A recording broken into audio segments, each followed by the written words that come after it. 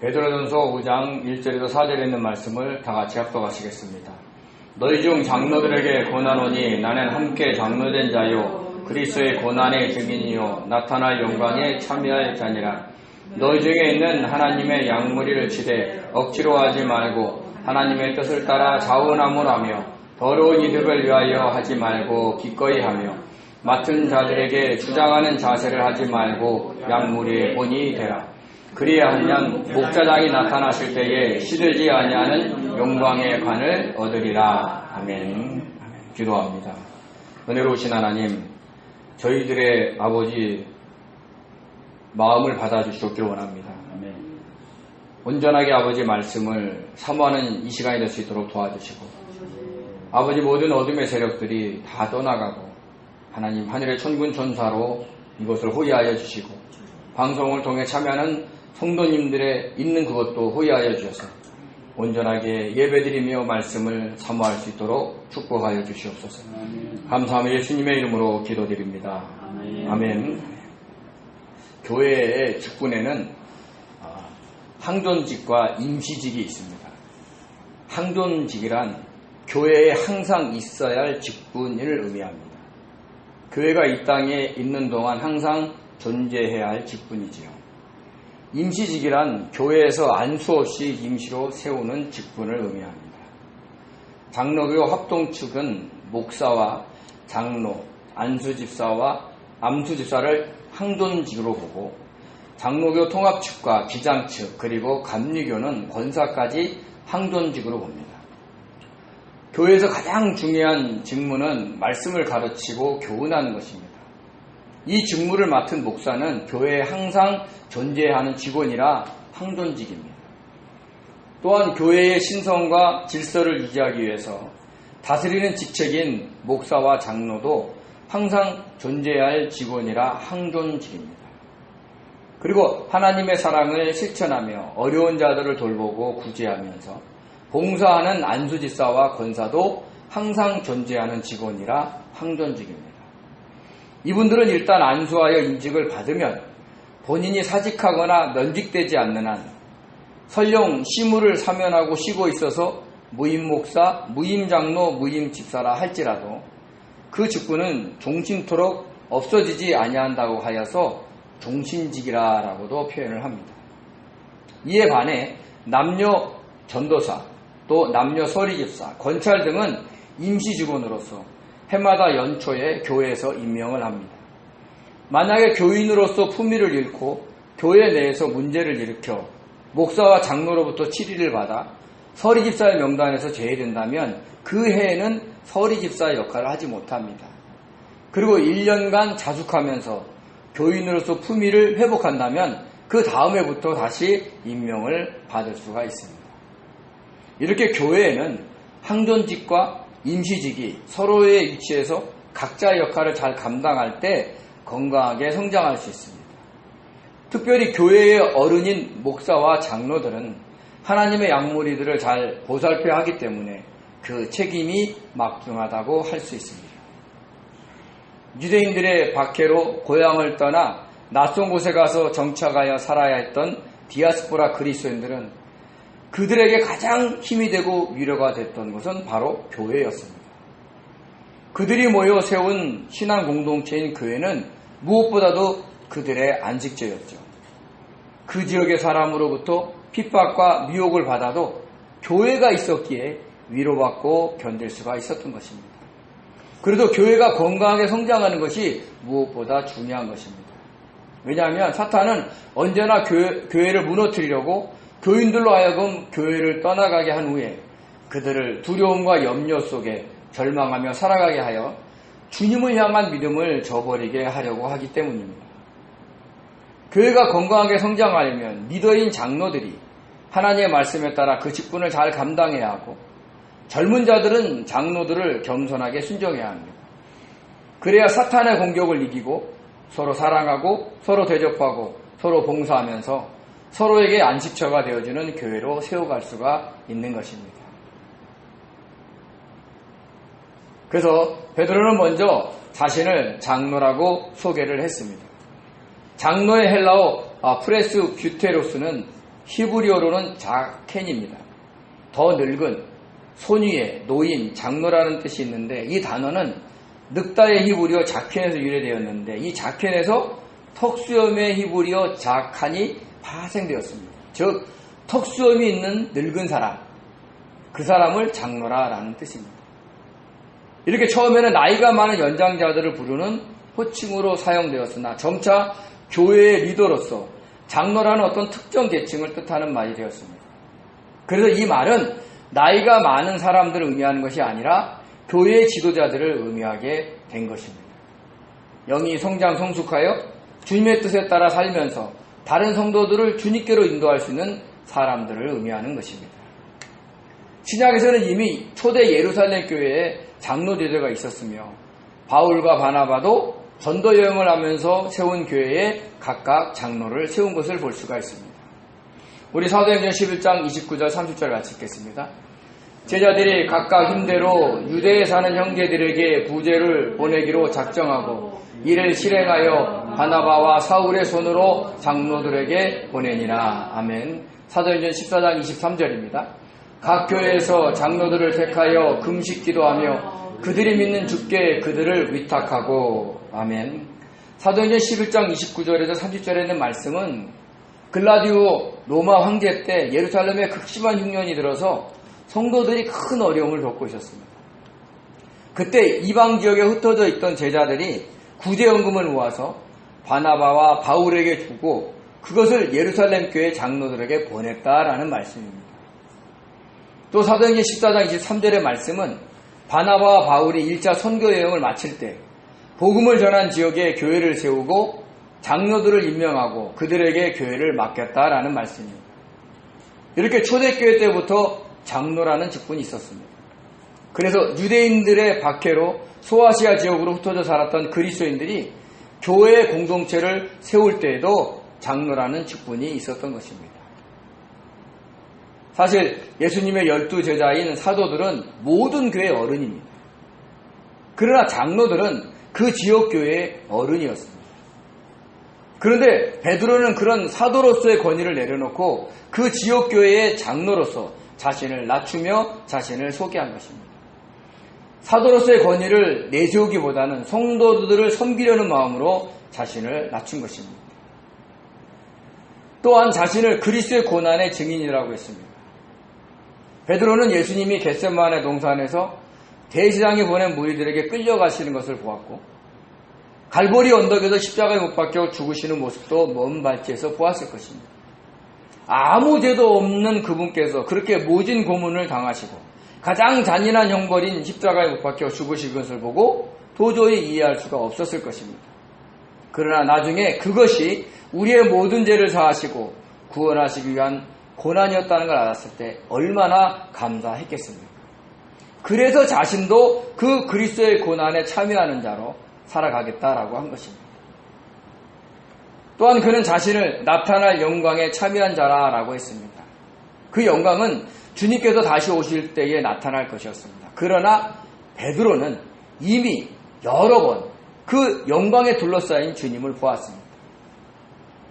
그 처음 장소가 바로 변화산이었습니다. 우리 마태복음 17장 1절에서 2절을 같이 읽겠습니다. 엿새 후에 예수께서 베드로와 야고보와 그의 형제 요한을 데리시고 따로 높은 산에 올라가셨더니 그들 앞에서 변형되사 그 얼굴이 해같이 빛나며 못이 빛과 같이 휘어졌더라. 아멘. 아멘. 높은 산에 오르신 주님께서 영광의 몸으로 변화되신 것이었습니다. 그리고 모세와 엘리야를 만나 이야기를 나누셨는데 그 모습이 너무 황홀하고 좋아서 베드로가 그곳에 초막셋을 짓고 함께 살았으면 좋겠다라고 말을 한 것입니다. 그러니까 영광으로 둘러싸이는 주님을 보고 얼마나 좋았으면 그 높은 곳에 아무것도 없는 그곳에 그렇게 주님과 살았으면 좋겠다라고 하는 거예요. 저와 여러분이 처음에 예수님을 영접하고 성령의 충만함을 쌓였을 때는 안 먹어도 배부르고 앉아도 피곤하지 않고 그랬던 경험들이 다 있으실 겁니다. 아마 그런 것들이 베드로를 사로잡지 않았나 하는 생각을 해봅니다. 그리고 부활하신 주님을 만났을 때 그 영광의 모습을 보았습니다. 요한복음 20장 19절에 있는 말씀을 같이 읽겠습니다.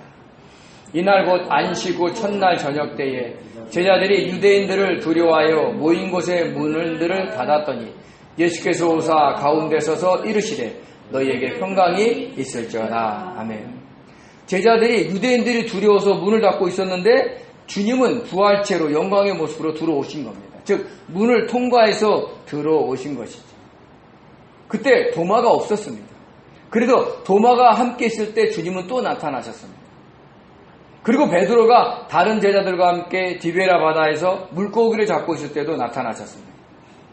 그리고 마지막으로는 감람산에서 승천하실 때에도 부활체로 영광의 모습으로 나타나셔서 하늘로 올라가셨습니다.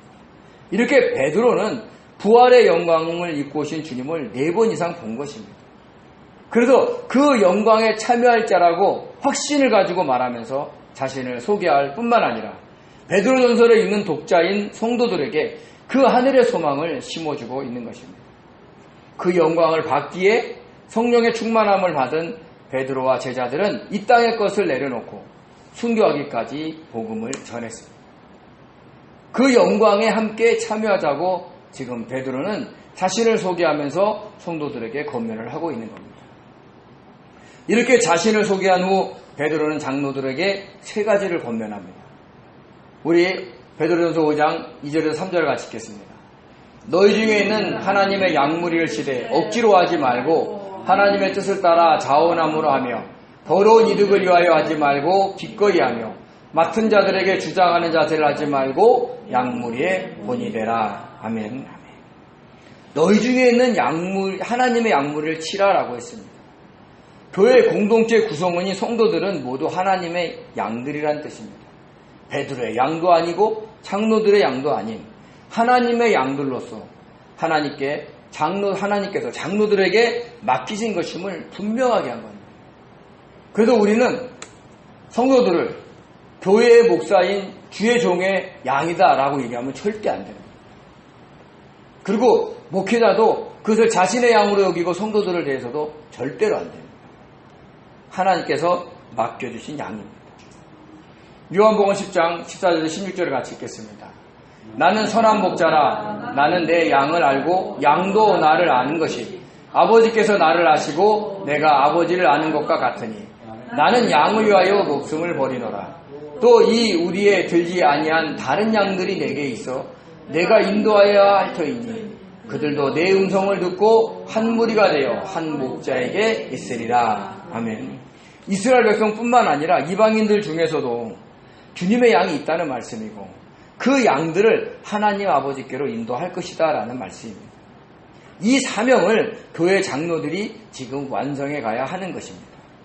그래서 주님은 자신을 부인한 베드로를 찾아가서 자신을 사랑하냐고 물으시고 베드로가 사랑한다고 대답하자 그 말씀을 들으신 후에 너는 내 양을 쳐라 라고 말씀을 하셨습니다. 우리 요한복음 27장 16절을 같이 읽겠습니다. 또 두 번째 이르시되 요한의 아들 시몬아 내가 나를 사랑하느냐 하시니 이르시되 주님 그러하나이다.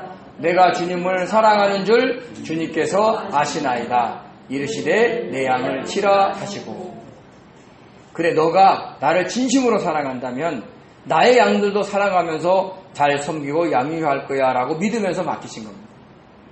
저와 여러분들이 진실로 주님을 사랑한다면 맡겨주신 양을 차별하지 않고 최선을 다해 섬기며 그들이 믿음을 잃지 않고 주님께로 갈 수 있도록 헌신해야 합니다. 성도 여러분들도 주님을 사랑하시죠? 그렇다면 맡겨주신 가족과 이웃의 영혼 구원과 믿음의 강건함을 위해 헌신하시기 바랍니다.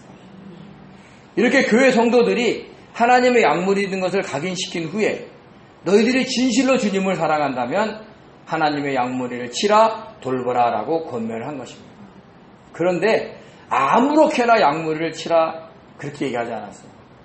그러면 때로는 포괄적으로 다스릴 수도 있고 자신의 욕망을 채우기 위해서 그 양들을 이용할 수 있기 때문입니다. 그래서 어떻게 양무리를 돌봐야 하는지를 못못을 하지 말고 못못을 하라라는 문장으로 3가지를 권면을 했습니다. 첫째는 억지로 하지 말고 하나님의 뜻을 따라 자원함으로 하라라고 했습니다. 억지로의 헬라어 아낭카스토스는요 강제로, 억지로라는 그런 뜻이 있는데 이 단어는 강요하다, 억지로 시키다의 아난카즈에서 유래됐습니다. 즉 강요에 의해서 마지못해 하는 것을 의미합니다. 자원함으로의 에쿠시오스는 자발적으로, 기꺼이, 자진하여라는 뜻이 있는데 이 단어는 자발적인, 자진해서 하는 헤콘에서 유래되었습니다. 즉 강요에 의해 마지못해 하는 것처럼 하지 말고 하나님의 뜻에 따라 자발적으로 기꺼이 양무리를 돌보라 라는 뜻을 갖고 있는 겁니다. 제가 부교육자로 여러 교회를 사역했을 때 참 많은 성도님들을 섬겼습니다. 타고난 성품과 성향이 다르고 살아온 인생의 환경과 길이 다르다 보니까 모든 성도님들을 만족시키며 섬기는 것은 쉽지 않은 일이었습니다. 이 성도님이 좋다고 하면 저 성도님은 싫다고 하고, 어떤 성도님은 일찍 나와 교회차를 타시지만 또 어떤 성도님은 늦게 나와 운행에 차질을 일으키기도 했습니다. 그러면 일찍 나온 성도님이 늦게 나온 성도님을 향해 불만을 토로하죠. 조금만 참고 가면 되는데 참지 못하고 바로 핀잔을 주기도 했습니다. 그러면 갑자기 차 안에 공기가 썰렁해지고 급기야는 교회를 나오네 안 나오네 하는 소리까지 들리게 됩니다. 그래서 찾아가서 그 서운함을 풀어드리기 위해서 참 많이 애쓴 적이 있었습니다.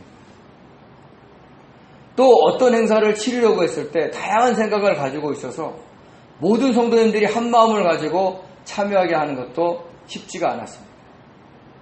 그래서 다소 불만이 있더라도 어떤 방법을 제시하고 많은 성도들이 참여하는 것을 독려하면서 밀고 나갈 수밖에 없었어요. 나중에 뒤에서요 엄청나게 많은 소리가 들리죠. 누구는 좋아하고 자신은 좋아하지 않아서 의견을 무시했다는 등 소리까지 들립니다. 정말 쉽지 않습니다. 그래도 하나님이 주신 사명이라 자원하는 마음으로 섬기려고 했습니다. 그때 한 영혼도 실족하지 않았기를 간절히 기도해 봅니다. 애씀이 있습니다. 수고가 있습니다. 그러나 그것을 두려워해서는 절대로 안 됩니다. 자, 둘째는요. 더러운 이득을 위하여 하지 말고 기꺼이 하라라고 했습니다. 당시 장로들도 교회를 온전히 섬겨야 했기에 일정한 사례를 받았었던 것 같습니다. 우리 디모데전서 5장 17절에서 18절 같이 읽겠습니다. 잘 다스리는 장로들은 배나 존경할 자로 알되 말씀과 가르침에 수고하는 이들에게는 더욱 그리할 것이니라. 성경에 일렀으되 곡식을 밟아 또는 소의 입에 망을 씌우지 말라 하였고 또 일꾼이 그 싹을 받는 것은 마땅하다 하였느니라. 아멘. 목회자들이 교회에서 정당한 사례를 받는 것은 당연합니다. 그래야 목회에만 전념할 수 있기 때문입니다. 당시 장로들도 그랬습니다. 하나님의 양무리들을 적극적으로 돌봐야 했기에 일정한 사례를 받았던 것입니다. 그런데 교회를 통해 더 많은 이득을 취하려는 자들이 있었던 것 같습니다. 오늘날에도 교회에서 목회자의 재정 횡령 사건이 종종 들리기도 합니다. 얼마 전에도 구로의 어느 교회에서 목회자가 140억을 횡령하여서 그것을 무마하기 위해 공동의회를 개최해서 어떤 회의를 통해 투자한 것으로 하려고 했던 것 같습니다. 그 목사님의 의견에 찬성하는 교인과 반대하는 교인들 간에 싸움이 일어나기도 했습니다.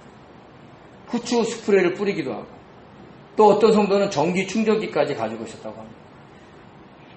그러니까 교회가 사랑으로 하나 될 때는 그지없이 순하고 착한 양처럼 보이는데 어떤 분쟁이 일어나면 상상할 수 없는 모습이 보입니다. 교회의 부끄러운 민낯을 그대로 드러내는 것입니다. 이런 일들이 생길 수 있기에 베드로 사도는 장로들에게 더러운 이득을 위해서 목회하지 말고 기꺼이 하라라고 경고를 한 것입니다. 기꺼이의 헬라어 프로디모스는 자발적으로, 아낌없이라는 뜻이 있습니다. 이 말은 앞에서 언급한 억지로와는 반대되는 말이고 자원함으로라는 말과는 같은 말입니다. 특히 아낌없이라는 뜻에는요, 자신의 것을 아낌없이 주어서 목회하라는 뜻도 있지만 자신이 생각하는 수준의 사례가 주어지지 않더라도 자발적으로 아낌없이 주면서 목회하라는 뜻이 포함되어 있다는 것을 우리는 알아야 됩니다. 얼마 전에 이재철 목사님이 후배 목회자들에게 재정적으로 독립해야 한다고 설교를 했습니다. 그것은 충분한 사례를 받아서 독립하는 것이 아니라 주어진 사례에 자신의 생활을 맞추어서 독립하라는 충고였습니다. 그래야 돈의 노예, 만몬신의 노예가 되지 않으면서 목회할 수 있으니까요. 일반 성도님들처럼 그렇게 살고 일반 성도님들의 자녀에게 하듯이 그렇게 뭔가를 지원하고 투자하려고 한다면 교육자의 사례는 터무니없이 부족합니다. 그러나 전능하신 하나님께서 인도하실 것을 믿고 주어진 사례에 감사하면서 최선을 다해서 섬기라고 얘기를 하는 겁니다. 그래서 사도 바울의 말처럼 비천에 처해도 풍부에 처해도 자족하는 일체의 비결을 배워서 믿음 안에서 가족들을 잘 돌봐야 하는 겁니다. 저와 여러분도 마찬가지인 것을 명심하시기 바랍니다. 자, 세 번째는요, 맡은 자에게 주장하는 자세를 하지 말고 약물의 본이 되라 라고 했습니다. 맡은 자의 헬라어 클레로스는 상속재산, 제비뽑기, 못이라는 뜻이 있습니다. 즉 하나님의 약물이들은 하나님이 장로들에게 맡겨놓은 할당된 목이라는 뜻입니다. 그러니까 돌보라고 할당된 목인다라는 뜻이죠. 주장하다의 헬라어 카타규리오는 통치하다, 지배하다, 정복하다라는 뜻이 있는데 자신의 명예와 유익을 위해서 다스린다는 의미를 가지고 있습니다. 즉 자신의 공적을 위해 강압적으로 다스리지 말라는 겁니다. 오직 약물이들에게 본이 되는 살면서 본을 돌보라는 것을 이야기를 한 겁니다. 사실 주님이 그것을 하셨습니다. 우리 요한복음 13장 12절에 15절에 같이 읽겠습니다. 그들의 발을 씻으신 후에 옷을 입으시고 다시 앉아 그들에게 이르시되 내가 너희에게 행한 것을 너희가 아느냐? 너희가 나를 선생이라 또는 주라 하니 너희 말이 옳도다. 내가 그러하다. 내가 주와 또는 선생이 되어 너희 발을 씻었으니 너희도 서로 발을 씻어주는 것이 옳으니라. 내가 너희에게 행한 것 같이 너희도 행하게 하려 하여 본을 보였노라. 아멘. 주님이 직접 제자들의 발을 씻어주시면서 너희들도 약물이들을 이렇게 섬기라고 본을 보여주신 겁니다. 이렇듯이 목사와 장로들이 먼저 주님의 말씀대로 살아야 합니다. 날마다 자신의 타고난 성품과 성향을 죽이면서 자신의 뜻과 욕심을 내려놓고 천국을 소망하며 사는 삶의 본을 보여야 합니다. 예배를 드릴 때나 전도나 선교를 할 때나 구제와 봉사를 할 때 본이 돼야 합니다. 근데 자신 아무것도 하지 않고 입으로만 지시하면 안 된다는 얘기를 하는 겁니다. 이것이 목사와 장로들이 해야 하는 역할인 것입니다. 우리 마가복음 10장 44절에서 45절에 있는 말씀을 읽겠습니다. 너희 중에 누구든지 으뜸이 되고자 하는 자는 모든 사람의 종이 되어야 하리라.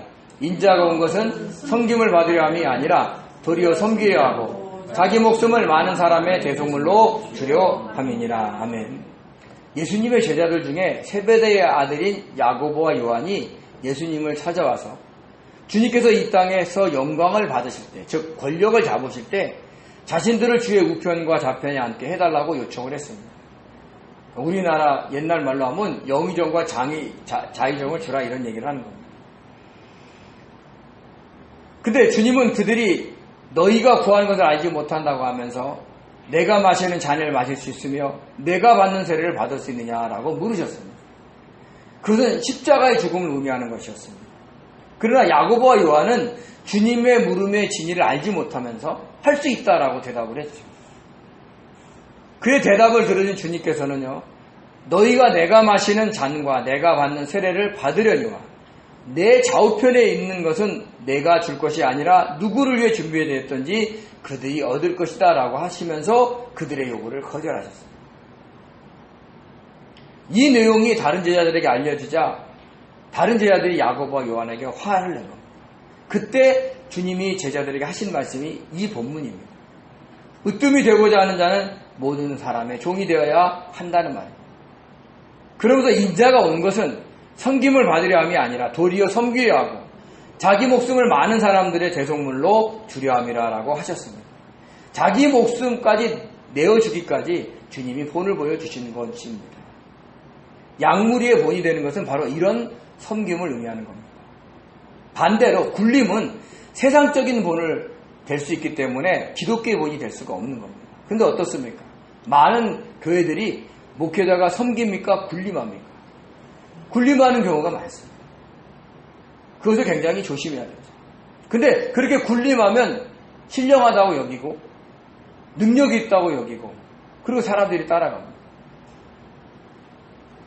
그러나 많은 사람들이 따라간다 할지라도 굴림은 주님이 얘기하신 섬김이 아닌 겁니다.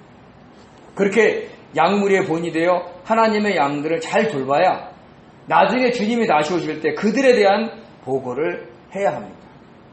맡겨진 양들을 어떻게 섬겼고 그들이 어떻게 변화되는지를 보고할 때가 온다라는 얘기를 하는 겁니다.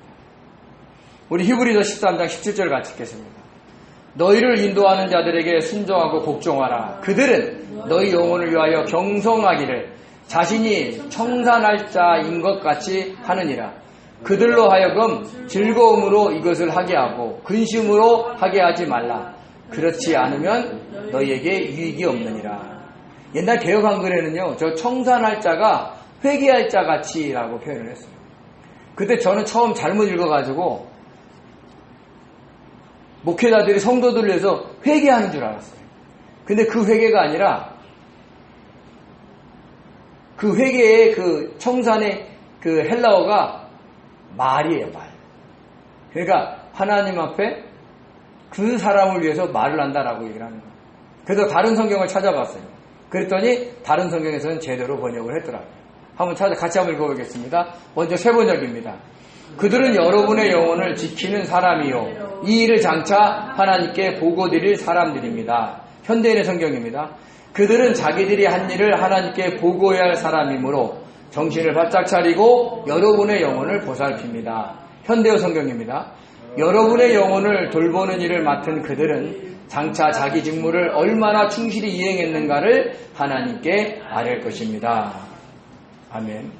이 말씀은 목회자와 장로들은 그리고 각 가정에서 장로의 역할을 하는 성도들이 그날 주님이 오시는 날 주님께 자기가 한 일을 보고해야 한다는 거예요.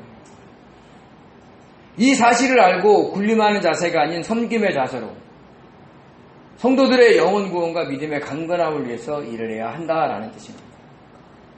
저도 그날에 주님께 제가 하나님의 약물들을 어떻게 섬기면서 돌봐야 하는지를 보고해야 합니다.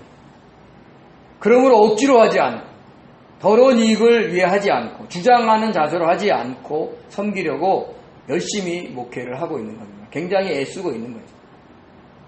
우리는 예수님을 믿어 구원을 받았으니까 자기 마음대로 살아갈 수 있는 존재들이 아닙니다. 각자에게 맡겨진 사명이 있습니다. 그 중에 하나가 맡겨진 하나님의 양무리들을 잘 돌보는 것입니다. 저에게는 가족과 성도님들이, 성도님들에게는 가족과 이웃들이 하나님의 양무리들인 겁니다. 어떻게 대하시겠습니까? 그들을 어떻게 섬기겠습니까? 그날의 주님께 어떻게 보고하겠습니까? 한번 곰곰이 생각해 보시기 바랍니다. 이렇게 베드로 사도가 말한 세 가지 권면에 따라 진실하게 목회하면 그날의 주님께 보고할 내용이 있을 뿐만 아니라 그 수고에 대한 상급이 있다는 것을 잊지 마시기 바랍니다. 베드로전서 5장 4절을 같이 읽겠습니다. 그리하면 목자장이 나타났을 때에 시들지 아니하는 영광의 관을 얻으리라. 아멘. 목자장의 헬라어 아르키포이메는요, 모든 목자들의 우두머리다라고 표현을 했어요. 신약성경에 여기서 한 번 쓰였는데 베드로가 자신과 장로들과 구별하기 위해서 주님을 이렇게 부른 겁니다. 그 목자장이신 주님께서 다시 오실 때 장로들의 섬김에 따라 합당한 보상을 해주는데 그것이 바로 시들지 아니하는 영광의 관이라는 겁니다. 시들지 아니하다의 헬라어 아마란티노스는요, 시들지 않는 아마란트 꽃으로 이루어진이라는 뜻이 있습니다. 여기서 아마란트 꽃으로 이루어졌다라고 쓴 이유는 뭐냐면 이 아마란트라는 꽃이 시들거나 마르는 일이 없고 잡아 뜯어 놓아도 나중에 물을 죽이면 되살아난다는 거예요. 그 영원 불멸을 상징하는 꽃이기 때문입니다. 그런 아마란트로 꾸며진 관이다라고 얘기를 하는 거죠. 그리고 관의 헬라어 스테파노스는 왕관, 화관이라는 뜻이 있는데 운동 경기에서 승리한 사람이 쓰는 월계관을 의미하는 겁니다. 우리가 과거에 그 베를린 올림픽인가요? 송기정 선수가 마라톤에서 우승했을 때 그 썼던 관이 그 월계관입니다. 주어진 목표를 향해 최선을 다해서 경주한 자가 받게 되는 승리의 월계관이죠. 그거를 받게 된다는 겁니다. 뭐 그게 대단하냐? 대단해요. 우리가 잘 몰라서 그렇지. 사도 바울도 그렇게 그걸 향해서 달려갔다라고 얘기를 했습니다. 우리 디모데후서 4장 7절에서 8절을 같이 읽겠습니다. 나는 선한 싸움을 싸우고 나의 달려갈 길을 마치고 믿음을 지켰으니 이제 후로는 나를 위하여 의의 면류관이 예비되었으므로 주 곧 의로우신 재판장이 그날에 내게 주실 것이며 내게만 아니라 주의 나타나심을 사모하는 모든 자에게도니라. 아멘. 데살로니가전서 2장 19에서 20절을 같이 읽겠습니다. 우리의 소망이나 기쁨이나 자랑의 면류관이 무엇이냐? 그가 강림하실 때 우리 주 예수 앞에 너희가 아니냐? 너희는 우리의 영광이요 기쁨이니라. 아멘. 사도 바울은요, 주님이 주실 의의 면류관, 그 시들지 아니하는 영광의 면류관을 위해 선한 싸움을 하며 달려왔다라고 이야기를 한 겁니다.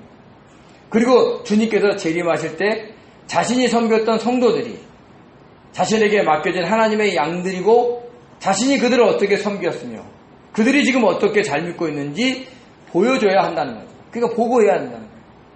그 수고와 헌신의 대가로 성도들이 잘 믿고 있기에 그 성도들이 자신의 영광이요 면류관 기쁨이다라고 이야기를 한 것입니다.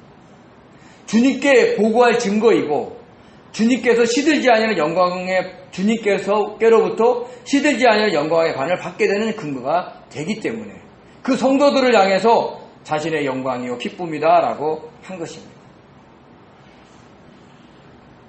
이와 같이 그날에 주님께 칭찬을 들으며 시들지 않은 영광의 관을 받게 된다면 얼마나 기쁘시겠습니까? 이 세상에서 갖게 되는 그 무엇과 비교하시겠습니까? 이 세상 것들은 우리가 천국에 들어가는데 아무런 도움이 되지 않습니다. 주님께 맡겨진 양무리들에 관한 보고할 때도 이 세상의 것들은 아무런 도움이 되지 않습니다. 그러므로 사랑하는 성도 여러분, 저와 여러분들은 하나님의 양무리인 가족과 이웃을 돌보는 자들입니다. 그들의 믿음에 대해 그날에 주님께 보고해야 할 사명자들입니다. 그럼 어떻게 섬기시겠습니까? 베드로가 권면한 대로 그렇게 섬기지 않으시겠습니까? 잘 섬겨서 가족과 이웃이 믿음 안에 있게 하므로 그것이 자신의 영광이요 기쁨이 되고 주님께로부터 시들지 아니하는 영광의 간을 받지 않으시겠습니까? 그날에 최선을 다해 경주한 것처럼 맡겨진 양무리들을 위해 최선을 다해 섬겼다고 주님께 보고할 줄 아는 멋진 사명자들이 되시기 바랍니다. 그래서 시들지 아니하는 영광의 간을 받고 천국에 들어가는 복된 성도님들이 되시기를 예수님의 이름으로 축원드립니다. 기도하겠습니다. 은혜로우신 하나님 아버지, 저희들에게는 주님이 맡겨주신 사명이 있습니다. 주님이 맡겨주신 양무리들이 있습니다. 목회자와 장로에게만 있는 것이 아니라 모든 성도들에게도 있는 양무리들이 있는 것을 고백합니다. 아버지, 오늘 베드로 사도를 통해서 우리에게 권면하신 것처럼 억지로 하지 않게 하시옵소서. 더러운 이득을 취하면서 하지 않게 하시옵소서. 아버지, 맡겨진 자에게 주장하는 자세로 하지 않게 도와주시고 아버지 하나님, 그들을 섬기며 그들의 본이 되는 삶을 통해서 아버지 하나님, 그들을 바르게 인도하는 사람들 될 수 있게 도와주시옵소서. 그래서 그날 주님이 이 땅에 다시 오시는 그날 우리가 이런 양무리들을 이렇게 섬겼다라고 보고할 수 있는 사명자들이 될 수 있도록 축복하여 주시옵소서.